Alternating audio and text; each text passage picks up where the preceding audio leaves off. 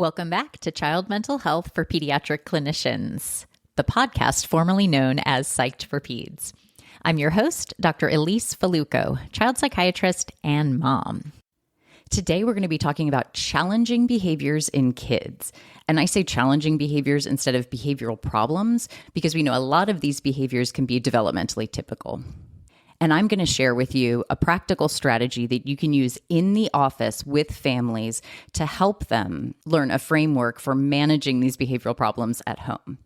Finally, we're going to talk about the questions you need to ask clinically to figure out if a child with challenging behaviors might need further evaluation and treatment. So let's get started. So what do we mean when we say challenging child behaviors? So this is everything from defiance, the saying, no, I don't want to do this, or more active emotional verbal outbursts, things that we would call temper tantrums, or when they're older, we might call them meltdowns. And a really important principle to make sure that parents know when we're talking about these behavioral issues is that behaviors are just a way of kids expressing an emotion. We see these behavioral outbursts when kids are feeling frustrated or angry or overwhelmed or scared or hangry or tired or all of the above. And part of our job as parents is to try to figure out what the emotion is that they're experiencing. And then, of course, we all know the other reason that we see these behavioral outbursts is that a lot of times developmentally, kids have not yet developed the ability to control their emotions, to self-regulate and to self-soothe. And that's usually when they get into trouble. But a positive thing to remember about behavioral outbursts is that they really come from a good place. From the moment that kids first take their few couple of steps, they're seeking autonomy. They're trying to be independent individuals. And parents, of course, and pediatric clinicians as well, we all want them to become healthy, autonomous, grown adults. So if we reframe some of these behavior problems as really a kid's way of seeking autonomy and trying to assert their independence, that can be a more positive take. It certainly doesn't take away the fact that they're incredibly frustrating from the perspective of a parent, but just something to keep in mind. Now, I'm sure you've had a lot of parents in your office say things like, Timmy is a tyrant, and I feel like, my 2-year-old or my 4-year-old is running the show in our house, and we don't like that very much. And when I hear that, I definitely reframe that as, it sounds like Timmy is really trying to assert his independence, and Timmy may have a really strong will, which is going to serve him really well in life, but it makes it really hard as a parent. So one thing that parents can do at this stage is to offer Timmy choices, knowing that he wants to be autonomous. He wants to be able to have a say in his out-of-control world. And so let's say we're getting ready for school in the morning. Instead of just telling Timmy, put your clothes on, it's time to get ready for school, you can give him options like, okay, do we want to wear the blue t-shirt or do you want to wear your fun red t-shirt? And then he gets a sense of choice and the parents can get the child to comply and move along with the morning routine. So let's get right into the practical strategies that we can share with parents to help them deal with common challenging behaviors in children. What I'm about to tell you is really based on a lot of evidence base, studying various parenting programs and parenting strategies, and is drawing from tried and true therapeutic modalities like parent-child interaction therapy.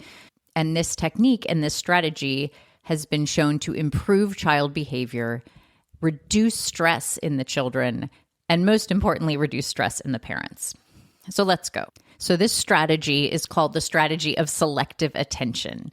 And it's really based upon the idea that what we pay attention to in our children is the behavior that gets reinforced. Because children desire parent attention. They desire attention from trusted adults. And oftentimes the behaviors that they're using are their ways of trying to draw us towards them. And we know that as a parent, our instinct can be to pay attention to the naughty behaviors. So think about it. When the child has an outburst and decides that they don't want to get dressed for school or they don't want to brush their teeth and they flail on the floor and they're kicking and screaming, of course the parent is paying attention to that. On the other hand, if a parent's trying to get dinner ready on the stove and her child is sitting on the floor and playing nicely, the parent's not going to pay attention to that. They're going to be relieved that they can get on with all the things that they need to do. All of that to say is that the parent instinct is often to give attention to the behaviors that we don't want to see repeated or reinforced, and that we tend to ignore and not pay enough positive attention to the good behaviors that we want to see repeated. Okay, so what I would tell parents is the first step in selective attention is to categorize child behavior in one of three categories. And I like to think of a stoplight. So the red behaviors on the stoplight are those behaviors that are unsafe, that are off limits, that we want to stop. Typically, behaviors in this category would be things like aggression, harming others, putting your hands on others. The next category is yellow, proceed with caution. These are the behaviors that may be annoying to the parents, but they're not unsafe. And these are the behaviors that we're going to teach the parents to ignore. And an example of a yellow behavior would be something like whining or interrupting or doing something similar that is disruptive or annoying, but not fully a red type of behavior. And then the third category of child behavior would be the green category on the stoplight. And these are the behaviors that you want to see again. You want them to be positively reinforced. So this would be the children playing nicely with their magnetiles on the floor, or the child putting his sock on as part of getting ready for school in the morning. Okay, so now that you've categorized the behaviors into the stoplight, the red, unsafe behaviors, the yellow, safe behaviors that are just annoying that we're going to ignore, and the green behaviors that are positive, let's talk about what we're doing with each of these three bins.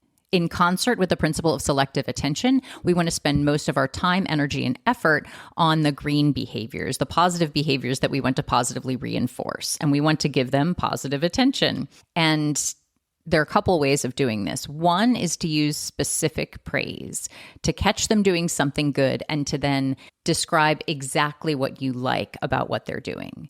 So this requires not only noticing when they're doing good behavior, but also calling it out in a specific way.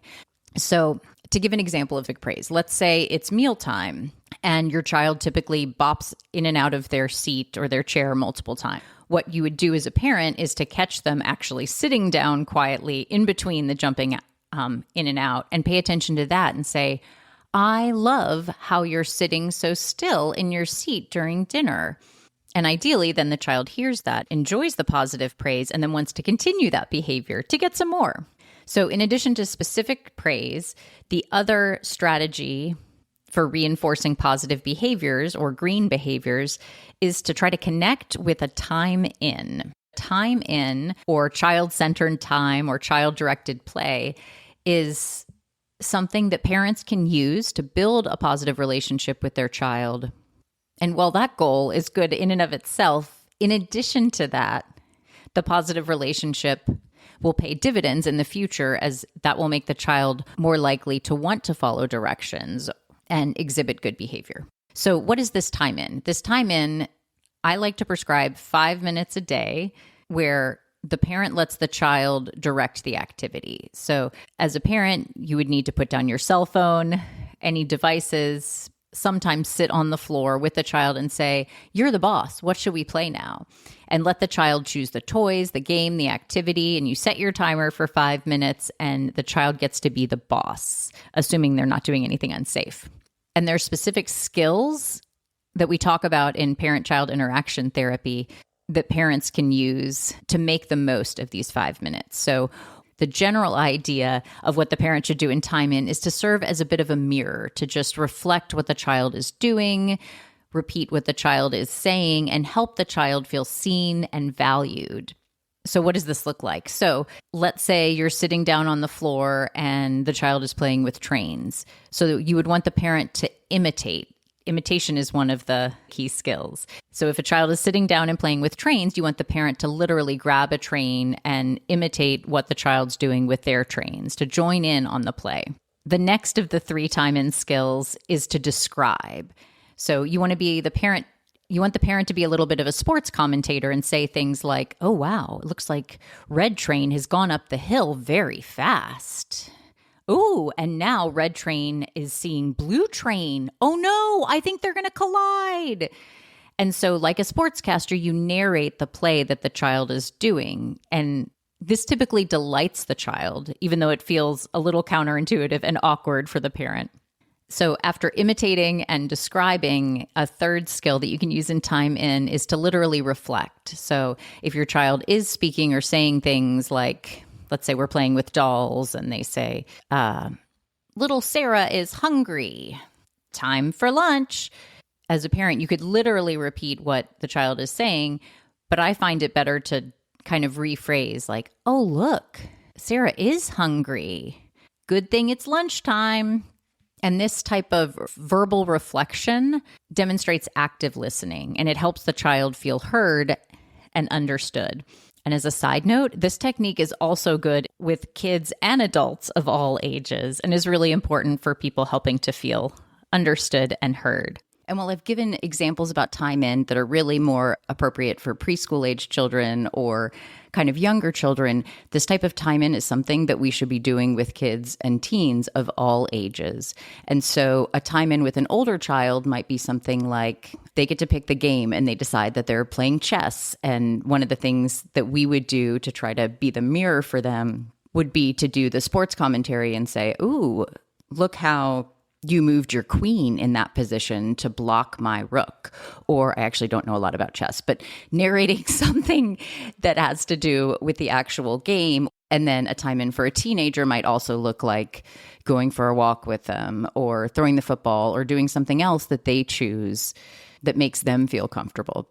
And before we move on from talking about addressing the green behaviors, I also want to say for a lot of families, it makes sense to only work on the green part of the stoplight for a week or a couple of weeks to give positive attention, knowing that part of the reason why kids exhibit the yellow and red behaviors is that they're trying to get our attention. And so sometimes just investing in child-centered time or this type of Time In for a while will naturally reduce some of the yellow and red behaviors.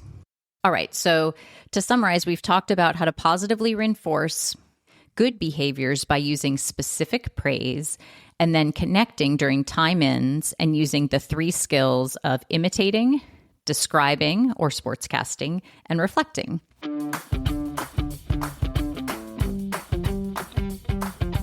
So now very briefly, let's talk about the yellow behaviors. These are the annoying, unwanted, but still safe behaviors. So what we do for these is we ignore them. So let's take an example. Let's say the parent is trying to be on a phone call or a Zoom call, and the child is interrupting and saying, Mom, or Dad, pay attention, pay attention. Now, what we would coach the parents to do would be to ignore these behaviors as much as possible.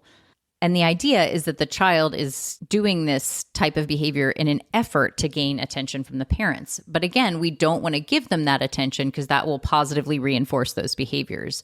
So it's our job as parents to try to ignore them and then try to catch them in the moments where they're not nagging or interrupting and where they're a little bit quieter. And then at that point, because that's a positive green behavior, you'd reorient your attention to them and re-engage with them and say, thank you so much for waiting patiently. I'm on a Zoom call right now, but I'd love to talk with you in a little bit. The important thing to note about this is that kids are very savvy. And so while in the long term, when you ignore behaviors, they tend to go away, the reality is that when kids are initially ignored, they will just continue the behavior, but just more loudly and more frequently in an effort to gain attention. And so behavior will get a little bit worse before it gets better. And in our mental health circles, we refer to this as extinction burst, which is just the idea that when we try to change behaviors, they get more intense and worse and almost sort of increase before eventually children learn, okay, I'm not getting the positive reaction that I wanted from this, and they get better.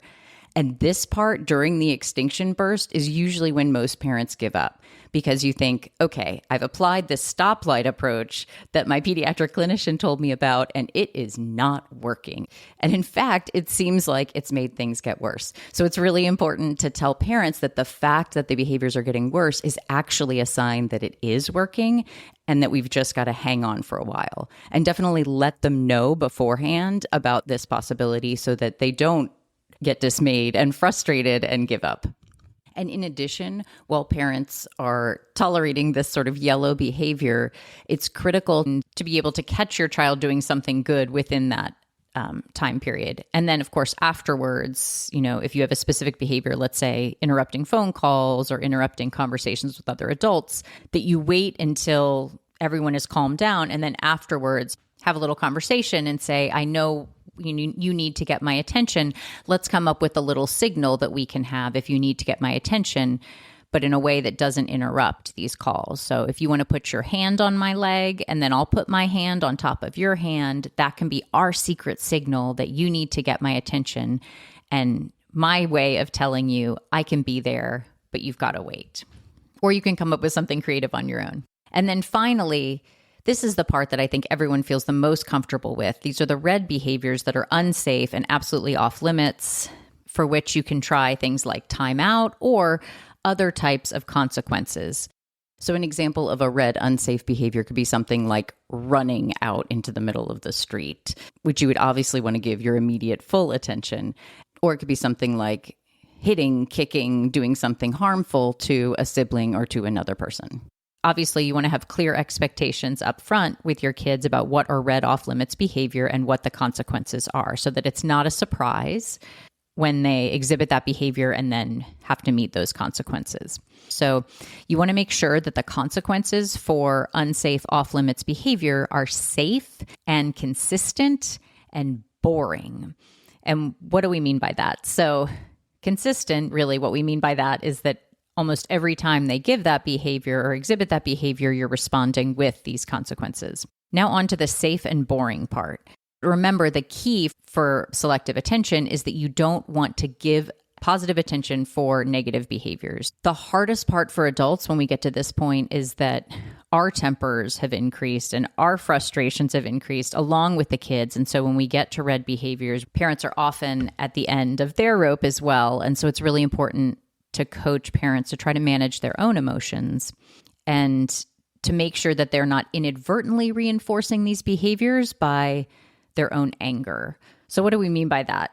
Well, it may seem counterintuitive if a parent is screaming or getting red in the face and really dramatic and heated in delivering the consequences. Even though that's negative attention, it still is attention and can inadvertently reinforce these behaviors. So important to coach parents to try to take their own time out if they need it, or time off, to take a break and compose themselves, and then to just say with a straight face in a really boring way, because you did this off-limits behavior, it's time for whatever the consequence is. I imagine many of you are already familiar with the concept of selective attention, but I hope this idea of the stoplight and what to do with the red, yellow, and green behaviors might be helpful for working with parents and families. Before we close, here's some questions that might be helpful in your clinical practice to determine whether the child needs further evaluation and treatment. So there are the obvious ones that have to deal with dysfunction. Is the child getting expelled from childcare or from preschool or from school? That would be a sign that they would need further evaluation and potentially therapy or treatment. We also sometimes use a little bit of a time rule. Temper tantrums and behavioral outbursts should really just last a couple of minutes, and the child should be able to self-soothe and calm down at the end of them. And if you're consistently finding that temper tantrums are very intense and lasting for, say, 15 minutes or longer, and seem to be occurring frequently, that would also be a sign or a little bit of a red flag. And then always, if you see major self-harm or major aggression towards others, that is another sign of major emotional dysregulation that we would want to take a further look at and potentially refer to one of our child mental health colleagues. All right. Well, in summary, we talked about three major things. One, the importance of reminding parents that some of these challenging behaviors may be developmentally typical and that their child's way of expressing emotions and their child's way of desiring autonomy. The second thing we talked about is the principle of selective attention and using the stoplight approach to guide parents in understanding and managing behaviors in kids. The third part, that may be the most important part, is encouraging parents to practice positive parenting. That's hard to say out loud. and build the relationship with their child through time in and through using strategies like imitating and describing or doing sports commentary and reflecting back during scheduled regular time in practices. All right, that is it for a brief review of management of challenging child behaviors. Thank you for tuning in and look forward to seeing you next week.